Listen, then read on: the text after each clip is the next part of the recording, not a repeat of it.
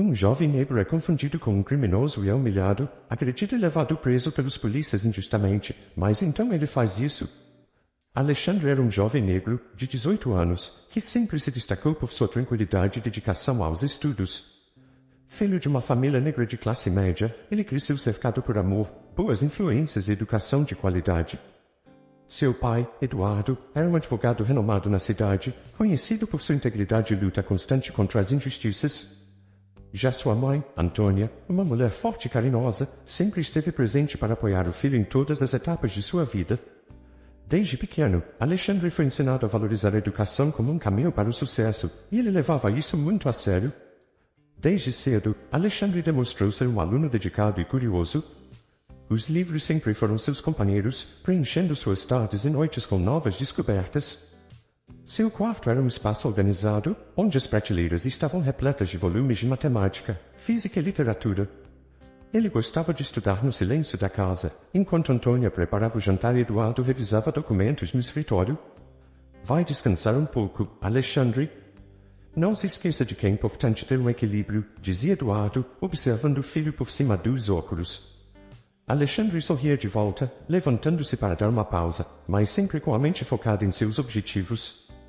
Alexandre sonhava em ser engenheiro, e esse desejo era alimentado tanto por suas habilidades naturais quanto pelo incentivo constante da família. Ele se destacava em disciplinas como matemática e física, e seus professores frequentemente elogiavam seu desempenho. Você tem um futuro brilhante pela frente, dizia a professora de física, com orgulho. Essas palavras motivavam Alexandre a continuar se esforçando, mesmo quando as matérias se tornavam mais desafiadoras. Apesar de sua dedicação aos estudos, Alexandre sempre encontrou tempo para seus amigos e para o futebol.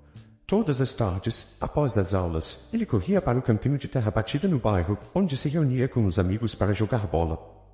Vai, Alexandre! Mostra como se faz, gritava Luiz, um de seus melhores amigos, enquanto eles corriam atrás da bola.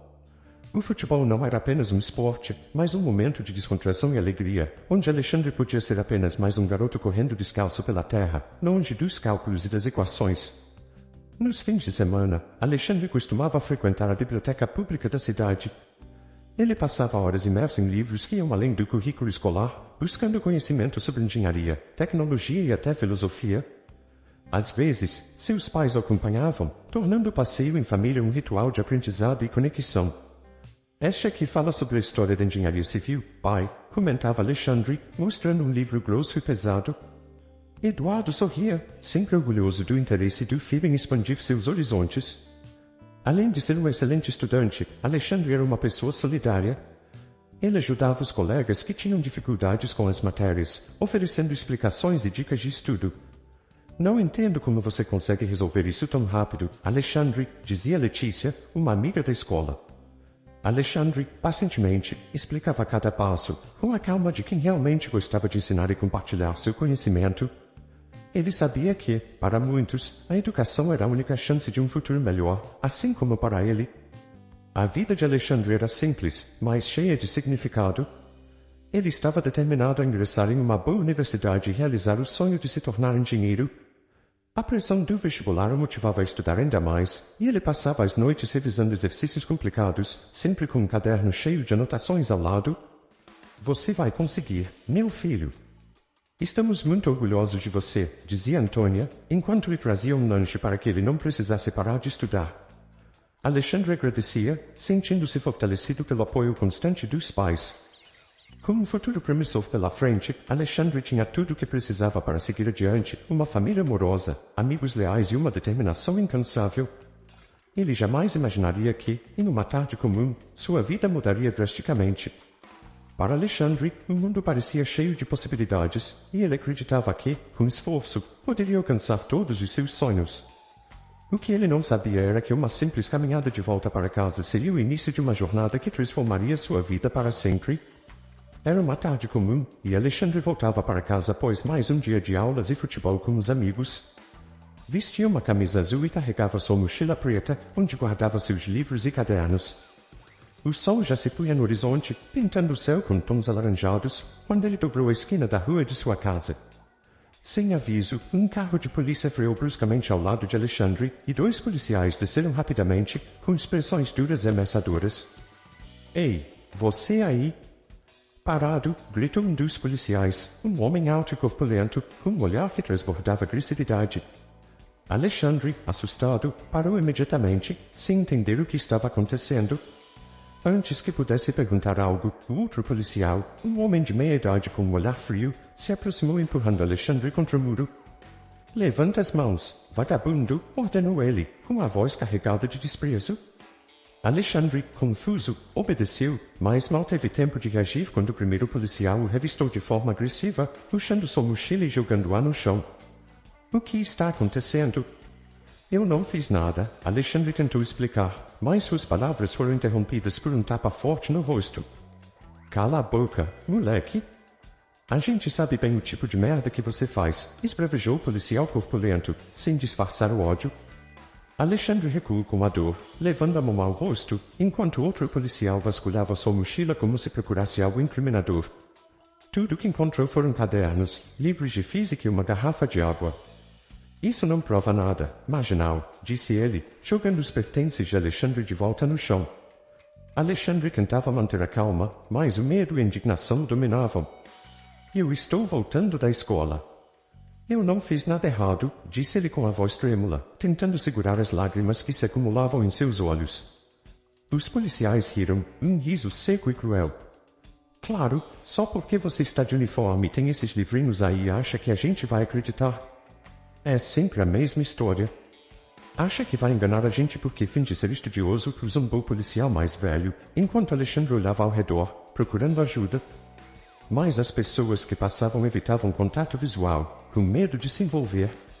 Olha só pra você, cara. Negro, com essa mochila de maloqueiro, achou que não ia dar em nada.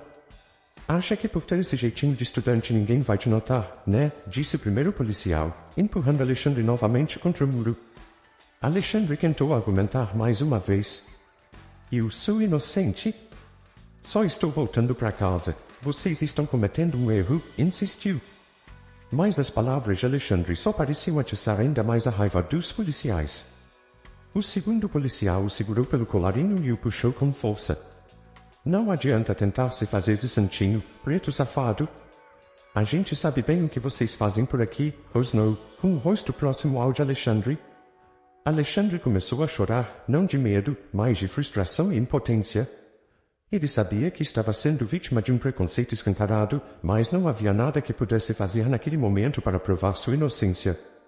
Eu não sou ladrão, eu sou estudante. Vocês estão me confundindo, gritou ele, mas sua voz foi abafada por outro tapa, desta vez ainda mais forte.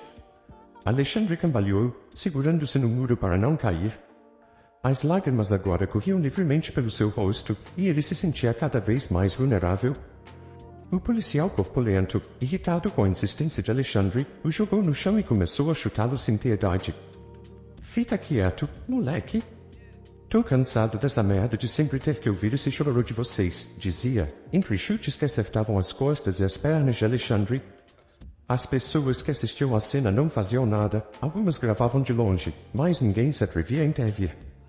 Alexandre sentia cada golpe como um lembrete de que, para aqueles homens, ele não passava de um estereótipo. Após minutos que pareceram uma eternidade, os policiais algemaram Alexandre e o arrastaram até o carro, sem dar explicações.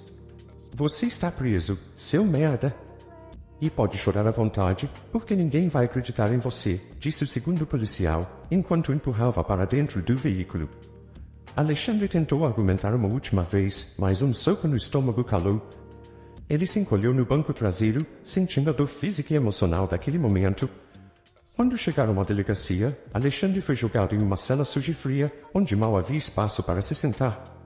Ele olhava para as paredes, sujas e marcadas, tentando processar o que havia acabado de acontecer.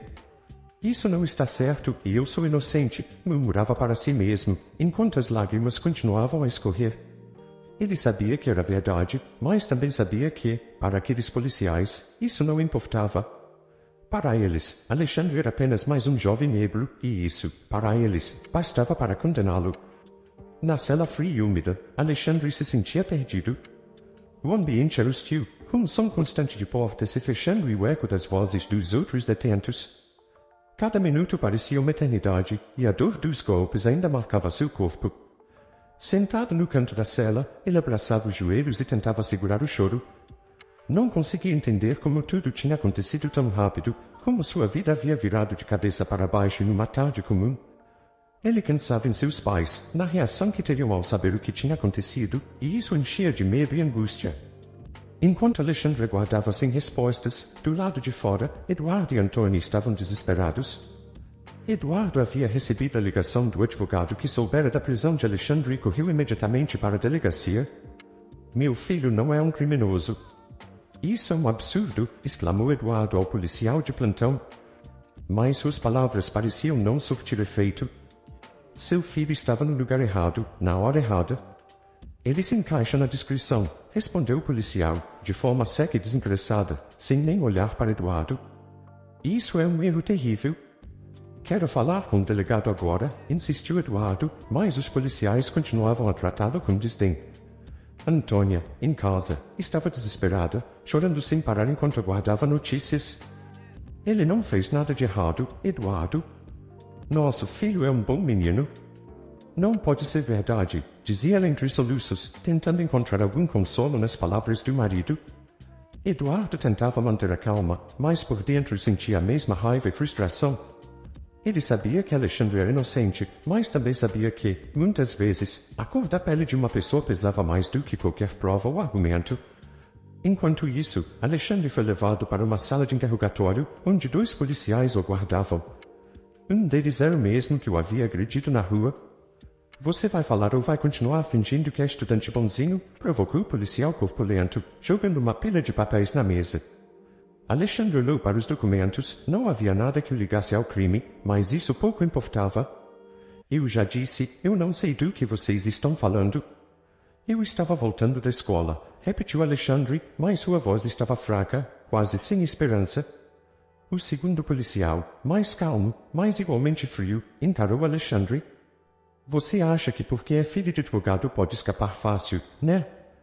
Mas aqui dentro, ninguém é filho de ninguém, disse ele, acendendo um cigarro e soltando a fumaça lentamente. Alexandre se encolheu na cadeira, tentando se proteger das palavras que o atingiam como facadas. Eu não estou tentando escapar de nada. Eu só quero ir para casa. Eu sou inocente, disse Alexandre, com a voz embargada. Mas sua sinceridade era recebida com descrença e desprezo. Os dias se transformaram em semanas, e Alexandre continuava preso. Os pais de Alexandre faziam de tudo para tirá-lo daquela situação, mas o sistema parecia agir contra eles. Antônia mal conseguia dormir, passando as noites em claro, pensando em como Alexandre estava, se ele estava se alimentando, se estava seguro. Vamos conseguir, Antônia. Não vamos desistir dele, dizia Eduardo, tentando consolar a esposa e a si mesmo. Mas a cada dia que passava, a sensação de impotência só crescia. Dentro da prisão, Alexandre vivia um pesadelo constante. Ele era insultado e agredido pelos guardas que, com olhares preconceituosos, viam nele apenas mais um número nas estatísticas de criminalidade. Você tem sorte de ainda estar respirando, moleque, diziam, zombando de sua situação. Alexandre passava os dias pensando em como sua vida havia mudado drasticamente, e as noites eram tomadas por pesadelos nos quais ele revivia o momento da abordagem. As agressões, as palavras de ódio, tudo voltava como uma sombra que ele não conseguia escapar. Durante uma visita, Eduardo finalmente conseguiu ver o filho. O coração de Alexandre apertou ao ver o pai, mas ao mesmo tempo se sentia envergonhado por estar naquela situação. Pai, eu juro que não fiz nada, disse Alexandre, com lágrimas nos olhos. Eduardo segurou a mão do filho através das grades e respondeu, com firmeza. Eu sei, meu filho. Eu sei que você é inocente. Nós vamos sair dessa, eu prometo. Aquilo era tudo que Alexandre precisava ouvir, mas o caminho para a liberdade parecia cada vez mais distante. Eduardo não descansou enquanto não conseguiu que o caso de Alexandre fosse reavaliado. Reuniu provas, depoimentos, e não se cansava de argumentar em defesa do filho. Ele enfrentava um sistema que teimava em enxergar Alexandre não pelo que ele era, mas pela cor de sua pele. Antônia, por sua vez, organizou uma campanha nas redes sociais, divulgando o caso para chamar a atenção da mídia e da comunidade. Logo, a história de Alexandre começou a ganhar visibilidade, e as pessoas começaram a se mobilizar em apoio à sua causa. Com o tempo, o caso de Alexandre finalmente foi reavaliado, e as falhas na abordagem e na investigação vieram à tona. Eduardo conseguiu levar o caso ao julgamento, e Alexandre foi libertado após semanas de luta. Mas aquelas semanas haviam deixado cicatrizes profundas. Alexandre saiu da prisão com a cabeça baixa, os olhos marcados pelo cansaço e pela dor de quem havia sofrido muito mais do que qualquer jovem deveria.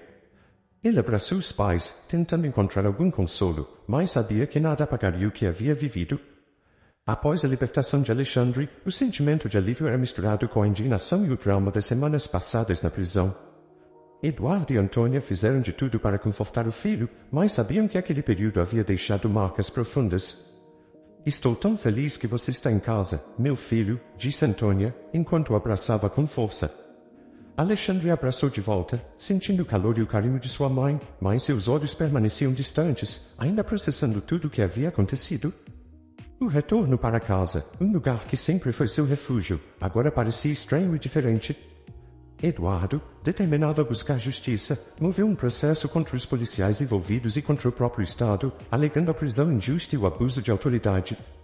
Ele reuniu todas as evidências possíveis, desde os vídeos que mostravam a abordagem violenta até os depoimentos que comprovavam que Alexandre estava longe do local do crime. "Eles não podem sair impunes, Alexandre. Vamos lutar até o fim", disse Eduardo, olhando nos olhos do filho, que assentiu em silêncio.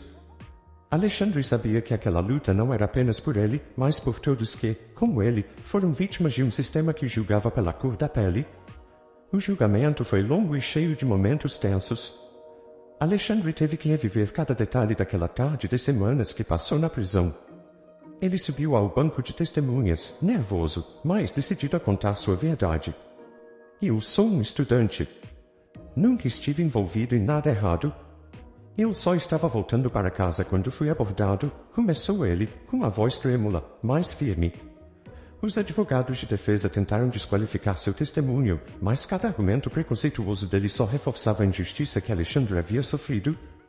Durante o julgamento, os vídeos e os depoimentos mostraram claramente o abuso de poder dos policiais. As imagens da abordagem violenta foram exibidas na sala de audiência, deixando muitos em choque. As palavras preconceituosas, os socos e chutes, e a recusa em ouvir Alexandre foram expostas de forma incontestável. Esses policiais abusaram de sua autoridade e agiram de forma racista. Alexandre foi tratado como um criminoso, sem qualquer evidência que o ligasse ao crime, argumentou o advogado de acusação, enquanto Eduardo observava, firme, ao lado do filho. Os policiais envolvidos no caso tentaram se defender, mas suas justificativas eram fracas diante das provas apresentadas. Eles alegaram que Alexandre coincidia com a descrição do suspeito, mas não havia como justificar a brutalidade e o preconceito explícito na abordagem. "Nós só estávamos fazendo nosso trabalho", disse um dos policiais, mas suas palavras soavam vazias diante da dor que Alexandre havia sofrido. O juiz, ao ouvir todos os depoimentos e analisar as provas, não teve dúvidas sobre a injustiça cometida. O veredito foi dado, Alexandre foi declarado inocente e vítima de uma abordagem policial preconceituosa e violenta. A decisão foi recebida com lágrimas e aplausos. Eduardo abraçou o filho, sentindo um peso enorme sair de seus ombros. "Nós conseguimos, Alexandre", disse ele emocionado, e pela primeira vez em semanas, Alexandre sorriu com sinceridade, sentindo que, finalmente, a verdade havia prevalecido. Os policiais foram afastados de seus cargos e responderiam por abuso de autoridade e racismo. Além disso, o Estado foi condenado a indenizar Alexandre por todos os danos morais e físicos que ele sofreu. A notícia se espalhou rapidamente pela cidade, e o caso de Alexandre se tornou um símbolo da luta contra o preconceito e a violência policial. Antônia, que sempre acreditou na inocência do filho, sentiu uma profunda satisfação ao ver a justiça sendo feita. "Você é forte, Alexandre. Sua história vai ajudar muitas pessoas", disse ela, orgulhosa. Apesar da vitória no tribunal, Alexandre sabia que sua vida nunca mais seria a mesma. Ele voltou para a escola, mas tudo parecia diferente. Os olhares dos colegas, o burburinho nos corredores e até mesmo o ambiente que antes lhe dava tanto prazer agora carregavam uma carga emocional que Alexandre ainda estava aprendendo a lidar. "Eu estou tentando voltar ao normal, mas parece que tudo mudou", confessou Alexandre para Luiz, seu amigo, durante uma conversa após a aula. Luiz o apoiou, segurando seu ombro. Você não está sozinho, Alexandre? Estamos todos com você, respondeu, mostrando que o apoio de seus amigos e familiares seria crucial para a sua recuperação. A história de Alexandre foi contada por diversos meios de comunicação e sua luta contra a injustiça inspirou muitos. Ele foi convidado a falar em escolas, universidades e eventos comunitários sobre sua experiência e usou sua voz para conscientizar as pessoas sobre os perigos do racismo e do abuso de autoridade. Eu não quero que mais ninguém passe pelo que eu passei, dizia ele em suas palestras, emocionando a plateia com seu testemunho. Apesar de todas as dificuldades, Alexandre não desistiu de seus sonhos. Ele voltou a estudar com ainda mais determinação, decidido a conquistar seu lugar na universidade e na vida. O caminho não seria fácil, mas Alexandre havia aprendido, da forma mais dolorosa, que a luta por justiça nunca termina. Ele agora carregava consigo não só o desejo de ser engenheiro, mas também o compromisso de lutar contra as injustiças que tantas vezes silenciavam jovens como ele. Se você gostou desta história, não se esqueça de se inscrever no canal, deixar um comentário, dar um like e ativar o sino de notificações para não perder nenhum dos nossos próximos vídeos. Até a próxima história!